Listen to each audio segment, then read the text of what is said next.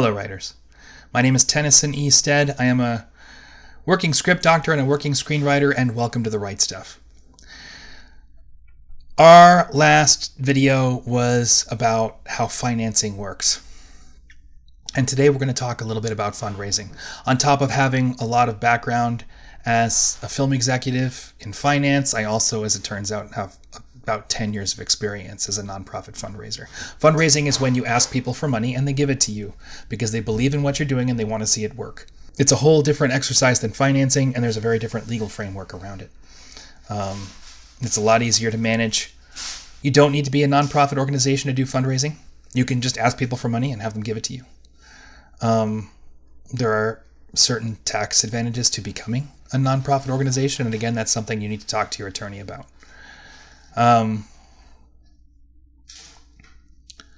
But what we're going to talk a little bit about here is kind of the methodology behind fundraising. It's, in a lot of ways, the exact opposite psychology from selling and investment. In our finance video, we talked a good deal about providing leadership and how to control the conversation and how to make sure that things stay on track. When it comes to fundraising, believe it or not, it really is mostly about the emotions. And it's about the way that people feel when they give to you. So it can be very detrimental in finance to put a lot of emphasis on your needs and how important it is that the investor is doing what they're doing and what it means to you. All of that stuff is not going to instill a lot of confidence in someone that you're going to turn around, take the money that they give you, and multiply it. It makes them feel like they're a lot more necessary to the process than they want to be. They want you to be necessary to them. They don't want to have to be necessary to you. In fundraising, they want to feel necessary. They want to feel important. So it's very good to talk about the things that you need. It's very good to talk about how this and this and this can happen if we can just find the resources to make it happen. That's what fundraising is all about. And it's still a 3-ask structure, but it's a 3-ask structure in kind of diminishing returns, where your first time you approach somebody, you say, hey, thank you so much for making time. Oftentimes, if you're fundraising, there is going to be some legal jargon that your lawyer will want you to make sure that you use right up front. So you say, hey, I'm so-and-so, and here's the things that you need to know about me, legally speaking. And here's the big thing that we're doing. Here's why it's so important that you support us right now. And then here is an amount that would make a huge difference for us if you can give it.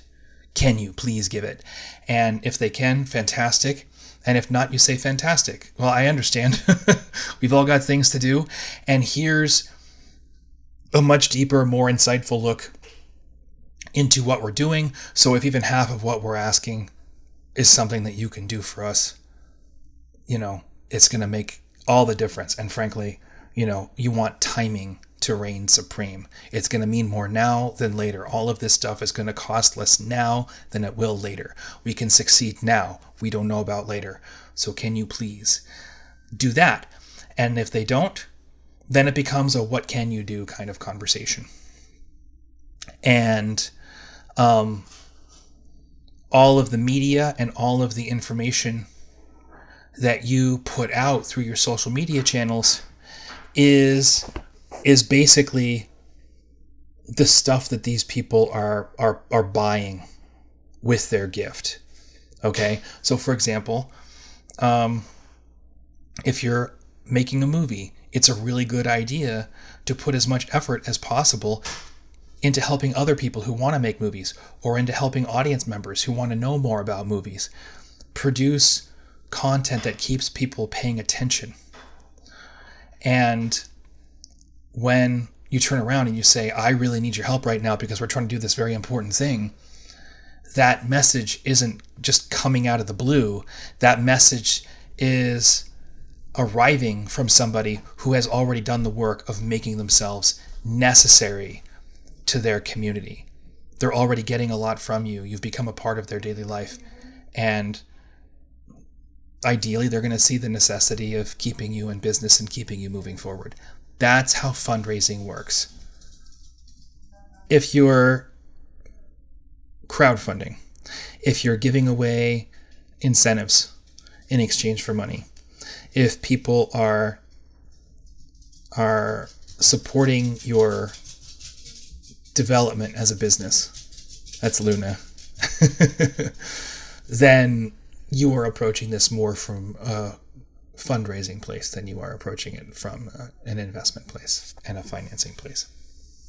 The people who give you money are giving you money, right? They're not expecting you to return to them with some kind of return on the investment. It's not an investment. And the legal infrastructure around that kind of relationship is pretty simple. You still want to make sure you talk to an attorney if you're doing it on any kind of large scale, and make sure that you're crossing all the T's and dotting all the I's the way that they need to be crossed and dotted. But it's a lot less strenuous than it's going to be if you're asking investors for money and you're obligating yourself to some kind of effort towards a return on investment in that relationship. And I think that's pretty much everything I have to say about fundraising. That's not true. There's a lot more, but that's everything I've got right now. I hope these videos are helping. And if you like the content we're creating here on The Right Stuff, I will ask you to please like and subscribe. Thank you very much for watching. And I'll see you next week with another video, and I look forward to learning with you.